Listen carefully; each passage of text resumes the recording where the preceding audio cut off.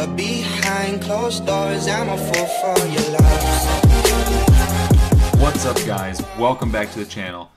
Today I have a super special gameplay for you. This is a throwback Call of Duty World at War game. I just picked up this game off the Xbox store. They had that big sale this past week and this game was $10. I already have all the map packs downloaded because I was an addict back then and I had to have every map pack when this game originally released.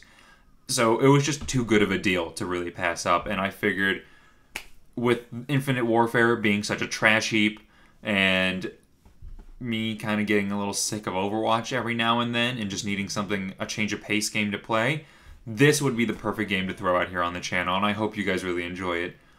So to get into this gameplay, I want to take you back to where I was when this first started.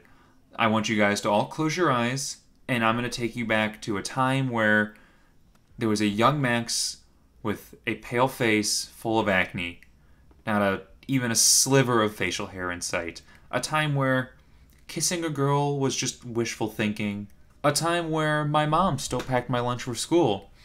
A time where 10 p.m. was when I had to start getting ready for bed. And a time where I still voted for American Idol and who I really wanted to win. And that's really where I was when I was playing this game, and that was just a little fun thing I want to take you to as a throwback, more or less for me, to where I was and how fond I was of this game back then. And I originally had a Wii as my video game system, so that's the first system I ever had, was this Nintendo Wii. I didn't even play Call of Duty or any shooting games because, you know, they really suck on a Wii. I played like Need for Speed Carbon or Madden, just games that I could have played on the computer just as well. But my first time I got an Xbox was because I saved up for like 2 years of Hanukkah and 2 years of birthdays, and I ended up buying myself an Xbox 360. I got Halo 3 and I got Call of Duty World at War. Now, this is the game I ended up putting 18 days into, but Halo was another game. I liked Halo, but I was absolutely terrible at Halo, and I remain terrible at Halo to this day. Most of the time I'm on that game, it's me getting 3-shot in the head by a battle rifle while I'm not even looking at that guy. I have no idea why I can play almost any shooter, but Halo is the one that I don't even have thumbs when I'm playing that game. Like, I am so bad you would think that I actually have no thumbs. So this game I put so many hours into, and it got to the point where I was like getting up at like 7 and 6 a.m. to play this game before my parents were awake, so they wouldn't know I was putting so many hours into the game. On weekends, they ended up having to limit me. They were like, you can only play 6 hours a day because you're a crackhead and you can't control yourself with this game. Which was fair enough and very true. I really couldn't. But I would get up 2 or 3 hours before they got up, before the family would have breakfast, and I would play this game. So when they got up, they would have no idea that I was really trying to go against their rules. And then at night, I would be like, I haven't played at all. I'm just going to play 6 hours and play till 2 a.m.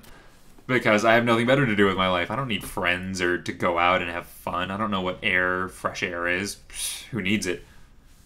So I would play 6-7 hours of this a day. I would play with this clan, the Bang clan. I really should change it. I really don't need that in my gamer tag anymore, but I would play with this clan. And funny story, one of the clan members that I used to play with when I was 14-year-old is actually in jail for like 10 years for drug crimes or something like that. So another thing, looking back, I probably should have played with like kids my age. I don't know why I decided to play with people who might become criminals when they're older, but that was just another great choice by young Max. And the main part of this gameplay, I really just want to talk about kind of why I think this game is just so much better than the new Call of Duties. Mention a few things I think why Call of Duty has kind of gotten as bad as it is now. And I think the first and foremost thing is they took all the skill out of having to play Call of Duty. Going back and playing this game, it's just you rely completely on your skill. You get a gun, and they're all very level. They're all pretty even playing fields, except for the MP40 and I guess the PTRS. If you're comparing that to the other snipers, it's the clear winner. But if you compare all these guns, the BAR, the M1A1, the SVT, the M1 Grand, the Type 100, the Type 99. You can really go into a game with any of those guns, and you can go 30-6, and you can easily take out a free-for-all and kill everyone as long as you have the gun skill. It was really whoever was behind that controller, no matter what they were using, they were able to really take charge. And that's what the new Call of Duties, I think, take away. They always have a few guns that are so overpowered, like Black Ops 3, the VMP at one point was like the most overpowered thing in the world. I'm trying to think. The UMP used to be a really overpowered gun in some of the older Call of Duties. It was still a good Call of Duty back then, but that was, I just remember, as a really overpowered gun. But now I could be the best I could have the best gun skill out of the entire lobby, but it doesn't mean I'm going to win because they just give you all these streaks, essentially. They're just free streaks. And I know a lot of Call of Duty YouTubers have talked about this, where whether you're playing the game and you're on a 20 kill streak, someone who doesn't even have a single kill can come out of nowhere with a gun that auto locks on you and just murder you. And when I was watching the trailer for the new Call of Duty and I saw that one of the setups was you can turn into like this mechanical dog thing and just run around and swipe at people and one-shot people, I was blown away that they put that in the game. Because I thought everyone hated these setups, being able to just have this super ability that you got just for playing in the lobby. And I just feel like that's such a wrong thing to put into Call of Duty. I think it takes all the skill out of it. It went from you have to be the better shot, whether it was you have to be able to shoot and jump at the same time, whether you were better at aiming, whether you just had a faster trigger finger. They took all those little tiny skills that made you a better Call of Duty player and just threw them out the window and said, well, this doesn't cater to the players who aren't that great, you know, the younger kids or maybe someone who just isn't that great at video games. It takes those skills that would make their lives hell and takes it out of our hands, so everyone is essentially on this level playing field. And that, you know, in hindsight, yeah, maybe that's great, so everyone who's playing your game essentially has a chance to succeed, but it takes the competitiveness and the fun out of it, just easily being killed over and over again and just being completely helpless by it. You know, in this game, sure, maybe when you start playing you're really bad and you keep getting killed and getting 20 deaths and 2 kills, but eventually you'll hone your skills and you'll start getting better and you'll start learning how to actually succeed. But the new games, they don't let you do that. They just hold your hand and they're like, we're just going to give you 10 kills every game so you feel good about yourself. Another thing that I think this game made so great is the fact that there was none of this microtransactional crap that they keep putting in. And this is not just Call of Duty at this point. This is every game. This is Overwatch. This is Madden. This is everything that's coming up because it requires more and more money to start making these games. And every company, whether it's Infinity Ward or Blizzard, they're in it for the money. Whether or not they also do it for the love of the game or just the love of the community, it's a business and they need the money.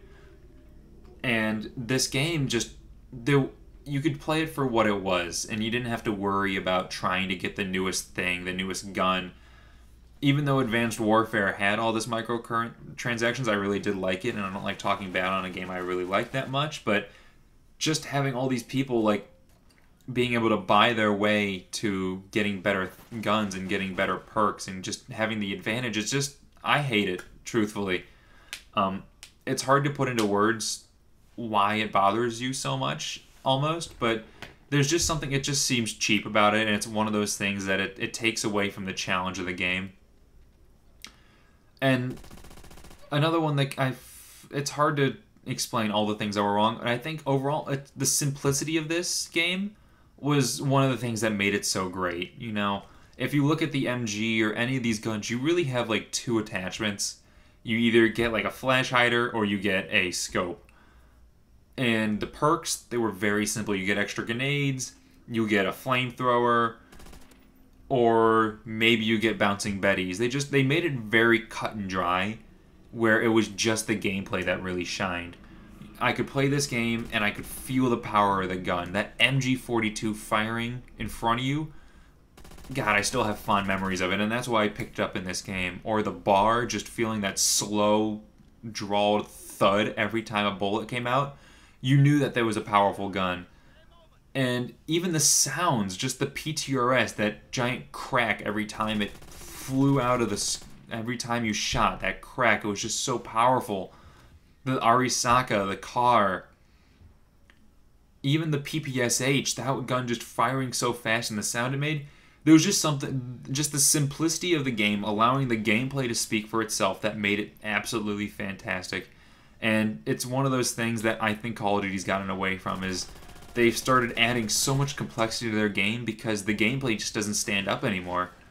It's just overcomplicated, there's just too much going on. It's just like an ADHD mess. This is a game that you can play and sit for hours, and you can just be of constant enjoyment just because of how easy it is to just relax and to just focus on what you're doing. You focus on killing, and you don't have to focus on people flying around you or getting the new gun or trying to focus on unlocking all these attachments. And this is where the gameplay is really going to pretty much end. And if you guys really like this, please let me know, and I'll keep putting more and more gameplay out, because this is a game that I absolutely love playing. I also want to see if I can do some Call of Duty Zombies as well. And if that's something you'd like to see, whether just me talking over a gameplay or me doing a live comm, something I definitely want to get into as well.